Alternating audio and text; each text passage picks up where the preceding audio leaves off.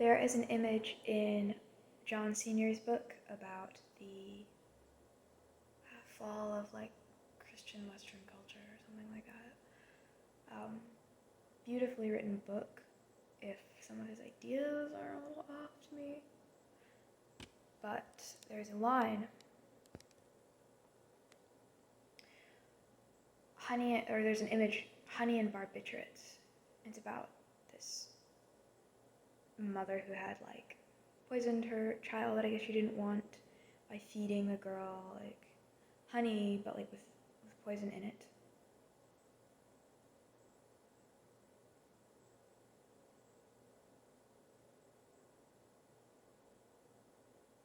And to me, this image has come to represent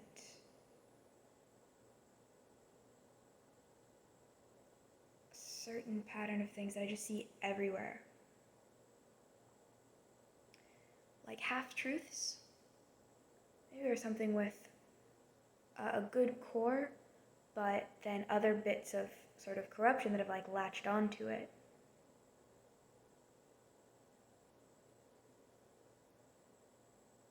Another way that I expressed this was with the image of like a little twist on the classic fairy tale image of like a princess trapped in a castle. Like say the princess is good, right? But the castle and the whole infrastructure that she's in is bad and corrupt and really should be torn down, but she's in there and she's trapped in there, and so people keep coming there, and the sort of castle can continue because of keeping that little light like in there.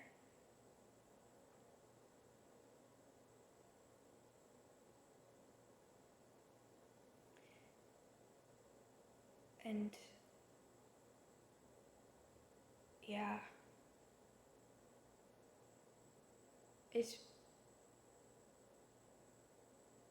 makes me think about the nature of good and evil and stuff. Just like these types of things can trap people for so long, and it's something that I'm constantly trying to discern and like escape and not get stuck in. Say an abusive relationship, I guess, would be the most pure example, almost like connection and human connection and love and feeling needed and feeling wanted, stuff which we all need, but it comes with this thing that's also like destroying you, so you have to. Or say if somebody's really power hungry, power makes things easy and you just don't want to let go of that. Or like I used to be in a church group that gave me a real, like it was a community, right? Or this is a lot of people with their families, it's a community, and that's good, but there's like a limited, it's like a limited view that's keeping you that gets back to like those good and bad limitations, doesn't it? What I was talking about like we are defined by our limitations and like the way that I see crucifixion. Yeah, but no, like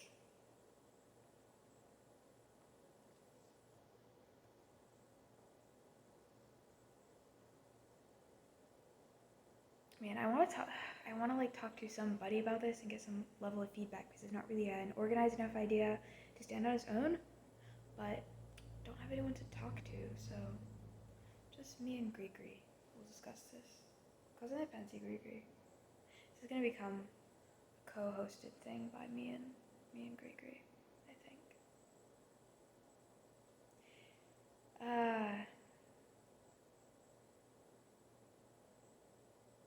Yeah, there's this thing of like liens.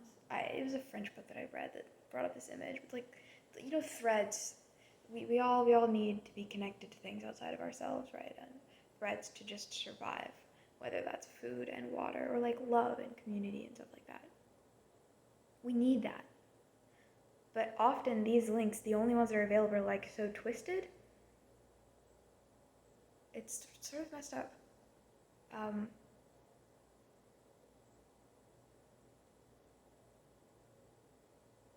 yeah, and sort of like a double-edged sword or like a charybdis and skill, that kind of situation, however you pronounce that, of you're connected to something. You don't want to say, okay, well, there's a bad aspect of this, so I'm going to throw the whole thing out. And like, you know, oh, I was in one abusive relationship or one bad community, so forget love, I'm just going alone now. Or like, oh, I realized that this is with me a lot, like I realized that my Christianity or like my religion was really doing me a lot more harm than good, so I'm just gonna be a materialist now, like forget the whole realm of the transcendent. You don't want to do that. But then also the opposite side, you don't want to accept like to take the honey and barbiturates either, right? You don't want to like just settle and accept the bad along with the good as just like a package deal. Like you can't have one without the other. So much of what I'm like learning to do is just discernment. It's like seeing, okay, what is good in this and how can we take the good and save that and like leave the rest.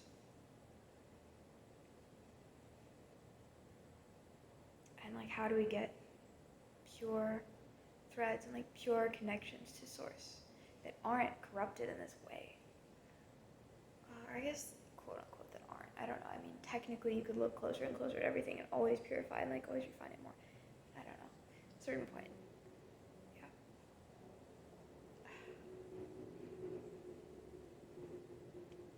But I have a lot of examples of this pattern.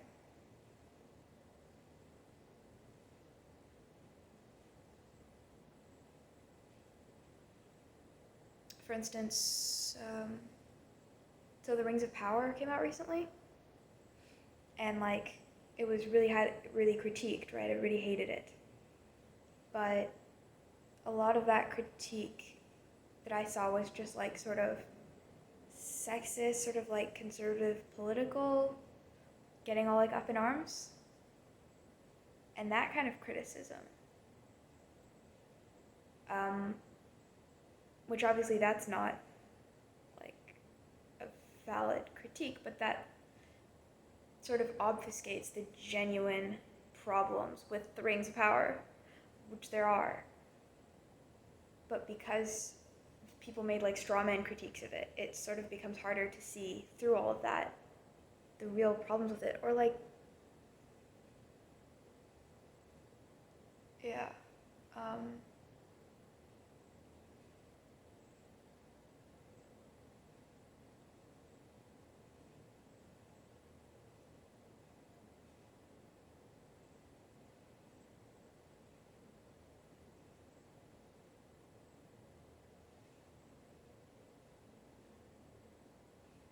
there was something else like that.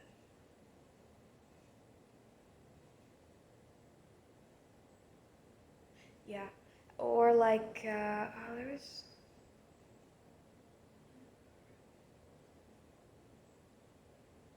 like, well, I think an example that hits close to home for me is just in Christianity. Like, when I look at Christianity, it's just like all honey and barbiturates, and it's such a delicate process. Because there's like this, what I think is beautiful, beneficial, and necessary, at least to me, concept of like a transcendent, all-powerful good, like deity, and that the ultimate source of power is also ultimately good and loving and like universal love. But it's been so almost inextricably tied to the very subversion and opposite of such a concept, like to all of the baggage, to all of the like, in Blimey Cow's words, funny enough, istphobia, just like to all of the like bigotry and manipulation and control and fear, that even that very concept of, oh yes, God is love, God is all loving, like that sounds wrong to our ears. We're like, oh, ugh. It's been used in like like in an impure way so much that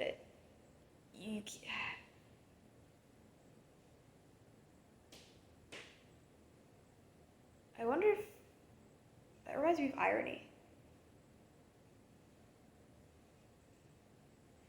Yeah, there's almost like no. It's hard to be sincere with such an idea anymore, because it has been attached for so long to so many like the bad things have sort of rooted into it.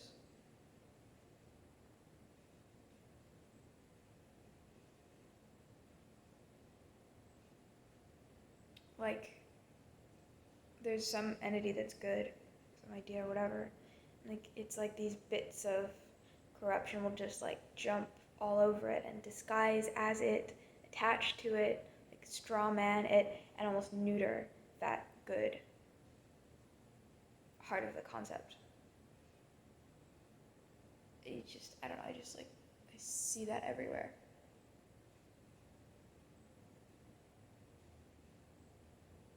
Like something that works technically, but like it's not what it could be, but like it works.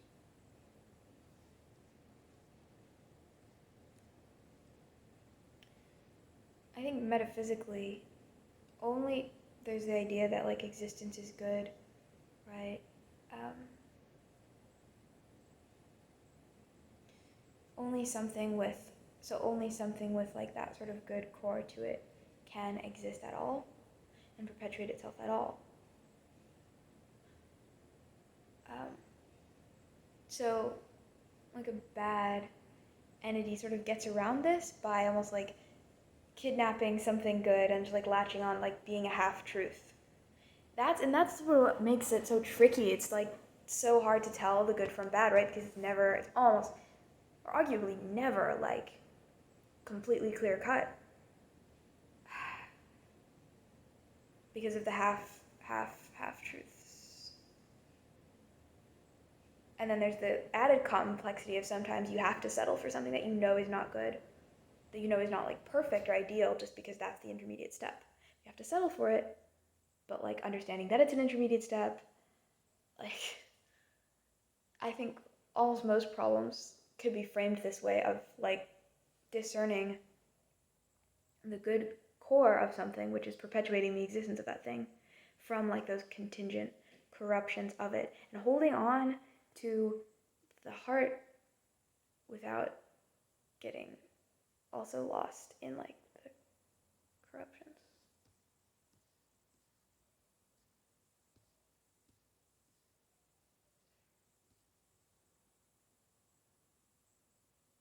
Yeah. And again, I guess the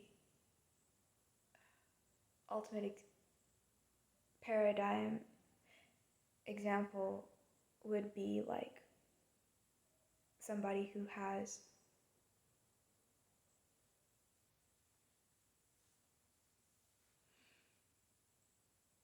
been in like a manipulative or a sort of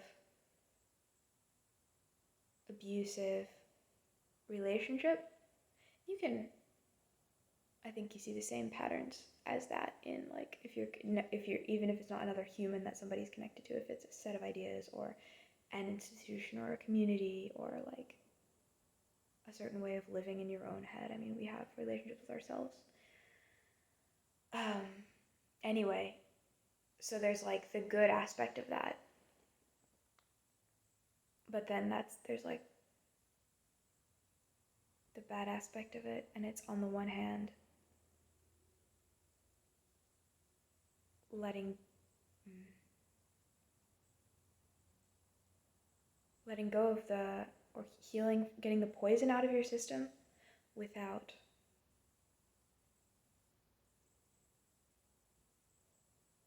like throwing everything out. And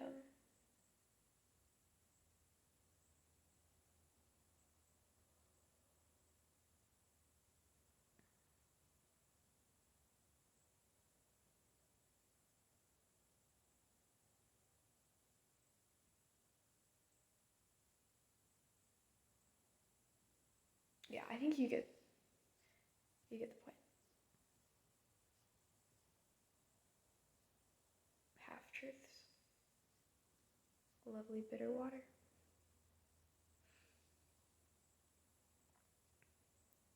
Just like not settling.